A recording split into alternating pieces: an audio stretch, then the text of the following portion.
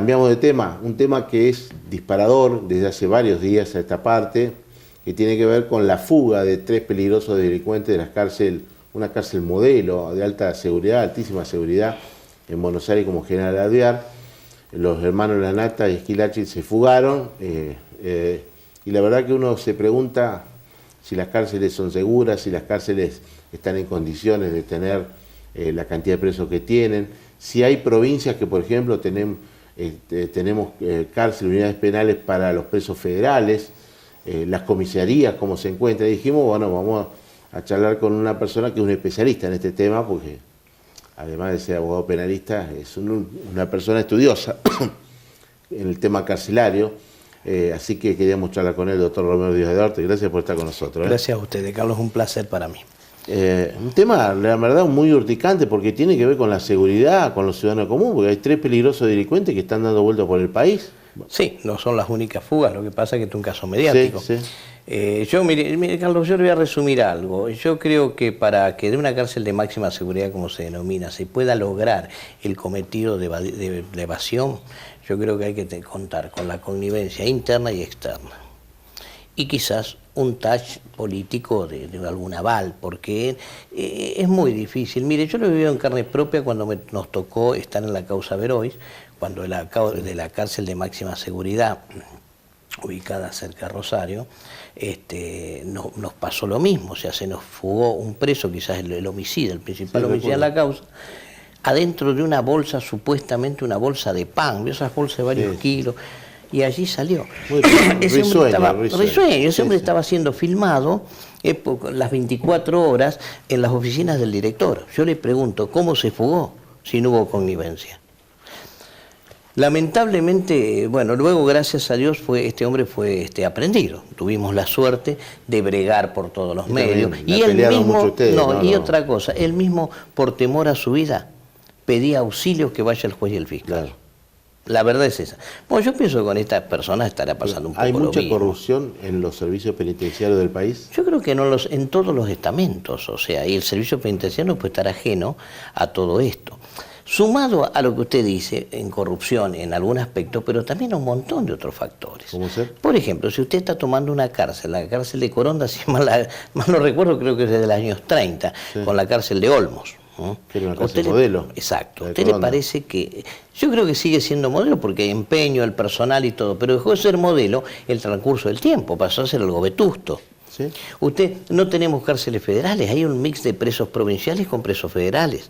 O sea, en la provincia de Santa Fe no hay cárceles federales. Eso es lo que me sorprende. La cárcel más cercana que usted tiene es en Resistencia. O sea, de Santa Fe a Resistencia para alojar un preso en cárcel 800, federal. 900 la cárcel de Resistencia, yo me acuerdo que cuando uno entra es una cárcel tan antigua que todavía tiene la fecha, 1920, dice. Mire, hemos estado a esa cárcel he llegado, es una cárcel tan antigua, pero tan antigua, y es lo más próximo que tenemos. Entonces otro preso federal se lo tiene que alojar en Batán, ya se tiene que ir a Batán. Claro. No tenemos en Santa Fe. Por eso uno celebra, como abogado, como hombre del derecho, celebra el convenio que se hizo, ¿no es cierto?, por la cárcel federal que se va a levantar en gestión pasada. Sí. Bueno, esas cosas son loables. Por supuesto. Porque, aparte, vivimos con otra problemática. Otra problemática que uno habla de la cárcel, del servicio penitenciario, pero no referencia que tenemos presos en las comisarías. Está lleno Santa Fe de presos en la comisaría. No hay turnos para ingresar a la cárcel. Muchos presos federales. Entonces, federales, provinciales. Hay comisarías que alojan muchos federales, es verdad eso. Todo relacionado con estupefacientes. Ahora, el problema es el siguiente. Los lugares de alojamiento, de detención, de privación de libertad de una persona que a lo mejor están en su gran mayoría en prisión preventiva. Le pregunto, ¿reúne los requisitos de los estándares internacionales para alojarlo? Entonces, ¿cómo puede ser? Que alguien me devuelva una explicación, yo no la tengo. Ahora, cuando un gobierno nacional o provincial impulsa la construcción de una unidad penal, sí, mucha gente y los medios de comunicación también dicen, no, ¿cómo puede ser que en mi territorio haya una cárcel? Porque los medios de comunicación desconocen la realidad. ese egoísmo, de decir, ¿qué tiene de malo una cárcel? En lugar que se verificar que es una zona rural, inclusive donde se va a hacer, pero ¿cómo vamos a estigmatizar a los familiares? ¿Cómo vamos a estigmatizar? Es una barbaridad. Inclusive, ojo, en los lugares inclusive han crecido también porque muchos comercios se han instalado en las zonas carcelarias, comercio de todo tipo, de comida, farmacias, lo que fuere. Sí. Va a haber gente que realmente va a hacer un negocio de su vida a través del funcionamiento carcelario. Pero eso es secundario, yo a lo que voy es la necesidad de tenerlo. Entonces usted dígame hoy qué vamos a hacer con los presos, porque mucha gente pide a gritos, se dictan muchas prisiones preventivas en forma constante, y no hay lugar donde alojar. Sí. Yo creo que el remedio es hacer lugar a los recursos de habeas corpus que muchas veces se plantean. Hubo recursos modelos, por ejemplo, una vez ya el juez de instrucción, siendo juez de instrucción del doctor Carraro, resolvió un recurso modelo de habeas corpus en favor de que no se pueda continuar esta situación e instaba al poder político a que cambie las políticas estas. Pero ¿qué pasa? Usted saca un preso de una comisaría y lo remite a la cárcel. Hay superabundancia de población. No estamos en la misma problemática. Entonces el juez cuando está en momento de fallar, no digo todos, sí, pero algunos dicen, y le preguntan al alcaide de Coronda o Las Flores, ¿tengo lugar? Te tengo que mandar 2. No, imposible. Eso no lo pregunta el juez. O sea, le digo esto, Carlos. El juez, al momento de dictar la resolución de prisión preventiva, da comunicación al instituto penitenciario, a los fines de que ese preso pase a institutos penitenciarios. El trámite lo hace Trámites y Libertades, que depende en este caso de Santa Fe, la unidad regional. Entonces, el trámite de libertad se comunica si hay disponibilidad o no hay disponibilidad. Pasa un año, a lo mejor tiene preso un año en comisaría. Claro, pero según los mandatos de estos recursos de amparo que se conocen, de habeas corpus, sí. De habeas corpus, no puede haber presos no debe haber. En las comisarías. No debe haber. No debe haber. En la Argentina yo recuerdo un caso de habeas corpus, el caso Berbisky, cuando se planteó un excelente recurso planteado y la resolución, donde si bien no refiere a Santa Fe, sino a Provincia de Buenos Aires, es clarísimo en los estándares internacionales, inclusive en las dimensiones. No solo las dimensiones, la ventilación, los horarios de esparcimiento, de patios, de luz, nada se cumple. Entonces yo creo que no solo los abogados, el colegio de abogados, los organismos, debemos salir a reclamar esto. E inclusive llegar a sanciones internacionales como le sucedió a la provincia de Mendoza en su momento cuando no cumplía con estos estándares. Entonces, por favor, hacerlo cumplir. Se le cercenaron los créditos, inclusive a la provincia de Mendoza, porque se llegó a tribunales internacionales por el no cumplimiento de estas cuestiones básicas y elementales. Estamos hablando que en la sociedad argentina, en Rosario se ve mucho esto, en provincia de Buenos Aires, lo que es el narcotráfico, fundamentalmente el ingreso, el avasallamiento del narcotráfico en muchas partes de nuestro país. En las cárceles también se ve esto, porque días pasados tuvieron que trasladar a gran parte de la cúpula de los monos a otras cárceles porque manejaban con sus esposas, sus mujeres, el narcotráfico allí en Piñero también. Es peligrosísimo. Yo ojalá no contamine esa misma situación Coronda. O sea, yo ruego que no pase, pero bueno, hay un asentamiento de poblacional en Coronda que viene de Rosario, que para la población carcelaria, para el personal penitenciario y para los ciudadanos de Coronda, eso sí es riesgoso. Usted estuvo varias veces en Colombia viendo el tema de la inseguridad, en Medellín, en otras partes del mundo.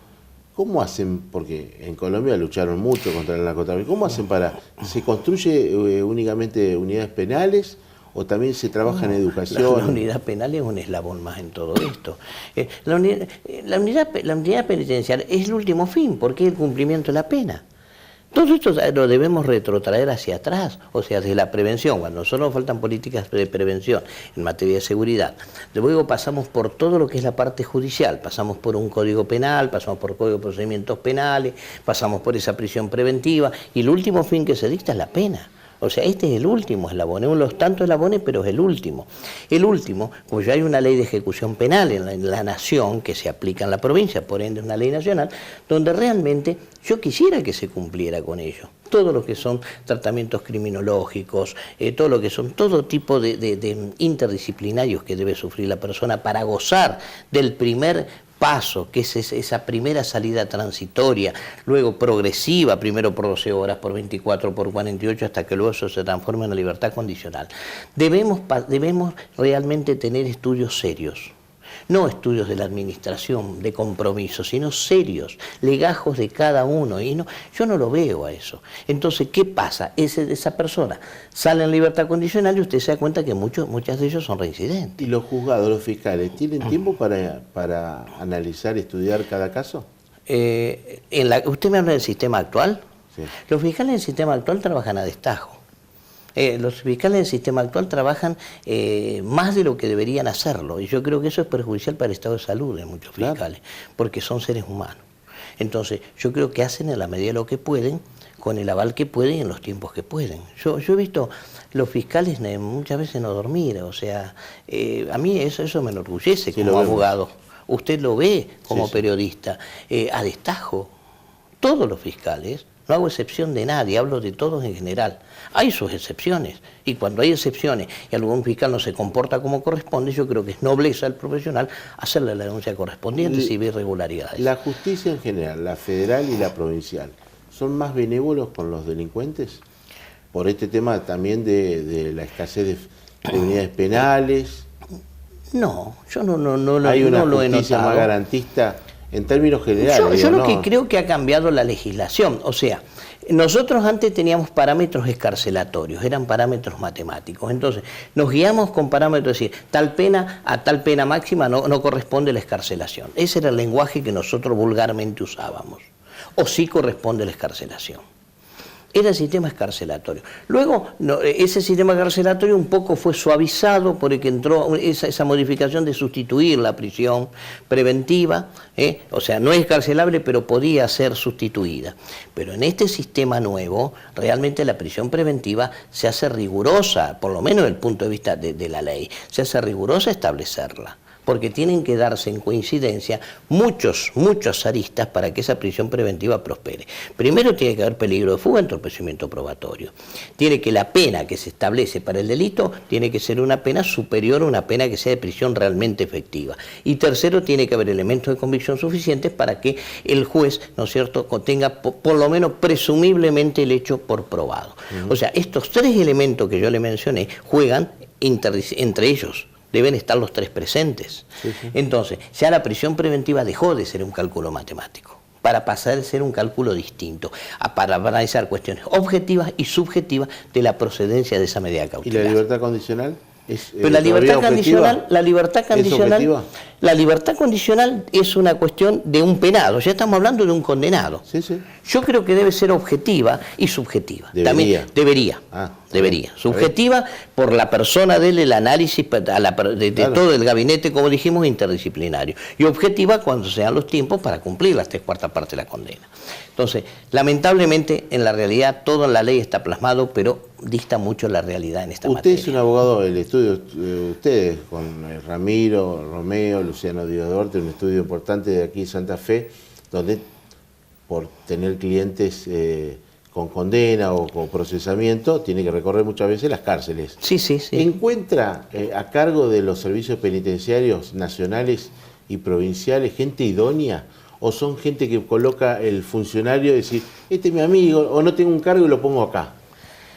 Lo ideal sería gente con experiencia, gente que realmente se introduzca de lleno en el tema, gente que esté a cargo de cada instituto, sea un civil para mí, acá como director de cada instituto, estoy hablando de cada unidad carcelaria.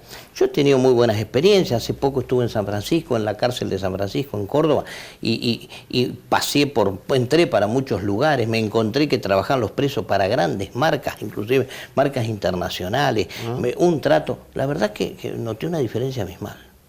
Una cárcel muy limpia, no puedo decir lo mismo del Chaco, de otras unidades, ¿no?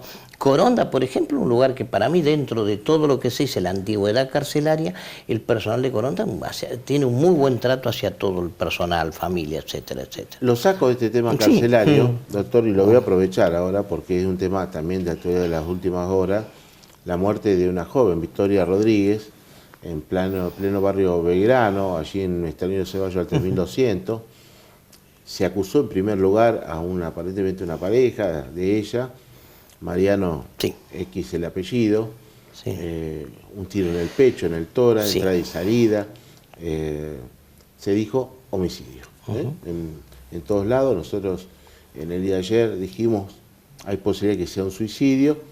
Tengo entendido, usted me lo confirma, si en las últimas horas quedó en libertad o no, o va a quedar en libertad esta persona. Sí. Le confirmo justo, mire, viene el caso, pues nos tocó ser abogados de esta causa. Somos nosotros. En primer momento creímos en la teoría, ¿no es cierto? Y creímos en el sustento del suicidio. Siempre lo mantuvimos en el estudio esa creencia. Yo hoy voy a aportar 2 testimonios también de vital importancia, porque hoy el código cambió. Las entrevistas, que el código se pueden hacer en la fiscalía, los puede hacer el abogado defensor, se llama entrevista de testigos. Hemos montado el estudio para tener esa posibilidad de hacerlas, grabamos los CD, grabamos todo, presentamos a Fiscalía, luego Fiscalía evaluará si esa prueba le va a ser de utilidad o no.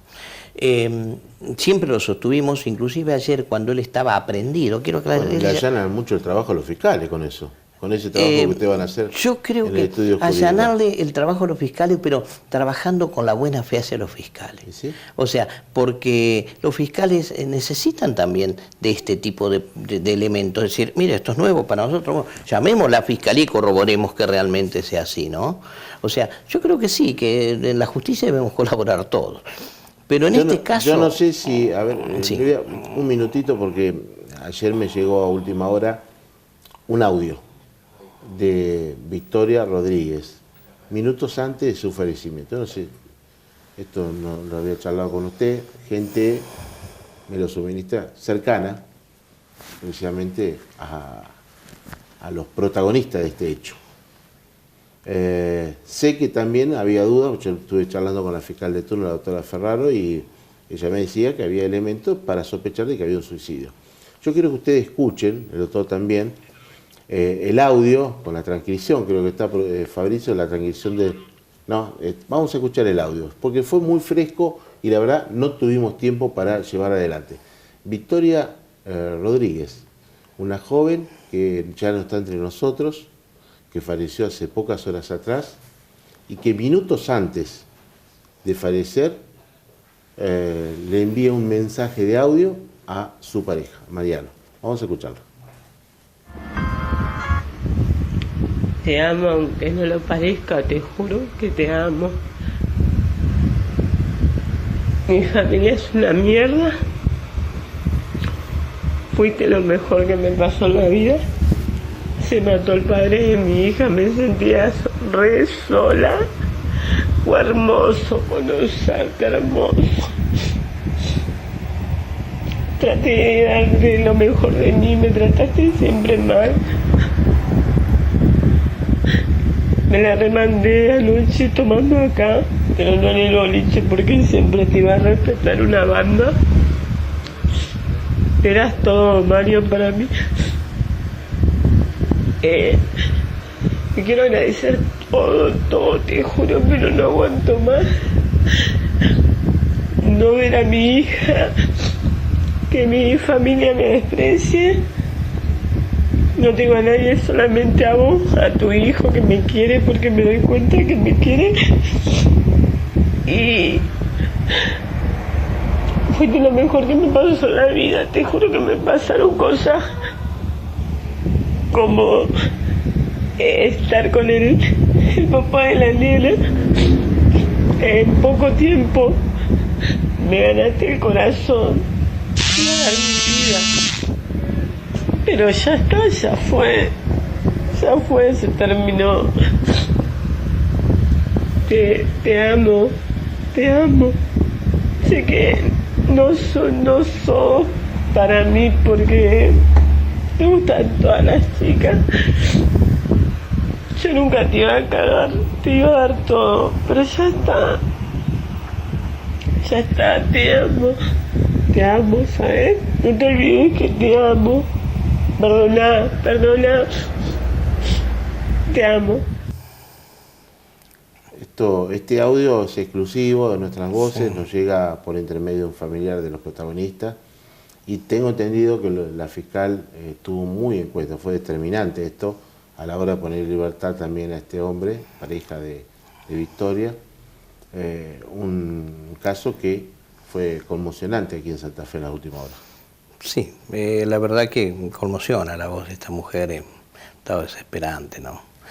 Ahora, le vuelvo a repetir algo. Él ayer estaba prendido y fue criterio de la defensa nuestra de declarar y decirle todo cuanto sepa ante la Fiscalía y se someta a todas las preguntas que la Fiscalía le hace, porque es una forma realmente, no usted dice colaborar, no, pero es la forma de ejercer la defensa de la mejor manera, cuando uno no tiene nada que ocultar. Este audio yo lo había escuchado porque la hermana es la que lo tenía en su poder, calculo que se lo ha facilitado, no interesa a quién, pero yo ya lo había escuchado y ayer lo escuché formalmente cuando se hicieron la apertura de los sobres, de los bolsas Ziploc donde estaban los teléfonos. Entonces ayer pudimos escuchar esto y pudimos ver también unas capturas de pantalla respecto al arma con que ella misma se suicidó. Pero se sigue investigando, y lo cual es loable, que se sigue investigando a fondo, los fiscales lo van a hacer y esta defensa también lo va a hacer, porque yo estoy en la tesitura ciega de que se trata de un suicidio y bueno, cada día los elementos que aparecen en la causa conducen más a la teoría que uno abordó desde el principio. ¿Por qué salió él raudamente del lugar? Desesperado, no sabía qué hacer, él salió gritando, inclusive le pedí a una vecina llamar 911, enloquecido, pero no es que él se fue, él se fue a la casa de su familia para pedir colaboración, auxilio, porque cuando él llega a la casa, que en un monoambiente, encuentra ella encerrada en el baño. No la encuentra por ningún lado, no la ve. ¿Dónde está? ¿Dónde está? Está en el baño.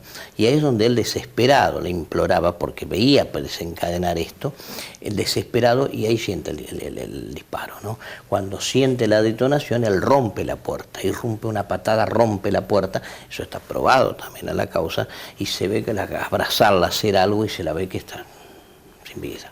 Se asustó.